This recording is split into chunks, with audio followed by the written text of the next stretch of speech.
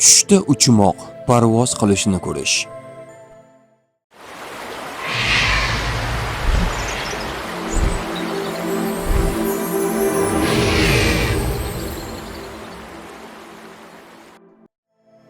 Hazrati Doniyolning aytishlaricha, tushda qushlarga o'xshab bir joydan ikkinchi joyga uchsa, uchishning balandligiga muvofiq safarga ketishini bildiradi.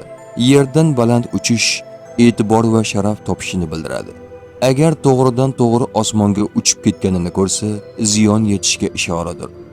Agar uzoq uchib osmonga yetib borganini, osmonda ko'rinmay ketganini va yerga qaytib kelmaganini ko'rsa, tez orada dunyodan ketishini bildiradi.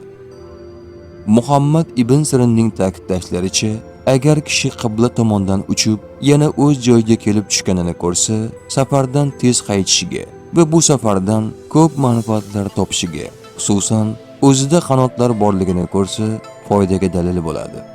Agar beqanot uchayotganini ko'rsa, ahvolidan o'zgarish bo'lishiga dalildir.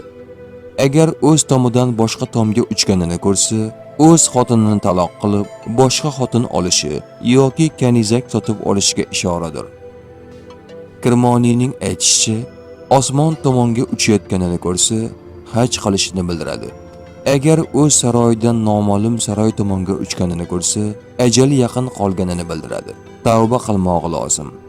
Agar qanotlari borligini ko'rsa, lekin qanotlari qushlarning qanotlariga o'xshamasa, bemor bo'lishi, halokatga yaqin qolishi oqibatda tuzalishga ishora bo'ladi. Agar bir joydan ikkinchi joyga uchib ketayotganini ko'rsa, yaqinga safar qilishini bildiradi.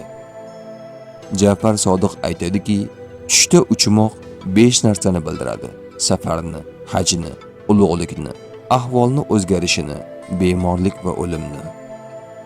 Tush ta'biri bashorat emas, barcha narsani bilguvchi yagona zot Allohdir. Ko'rgan tushlaringiz ta'birini bilmoqchimisiz? Unda kanalimizga obuna bo'ling.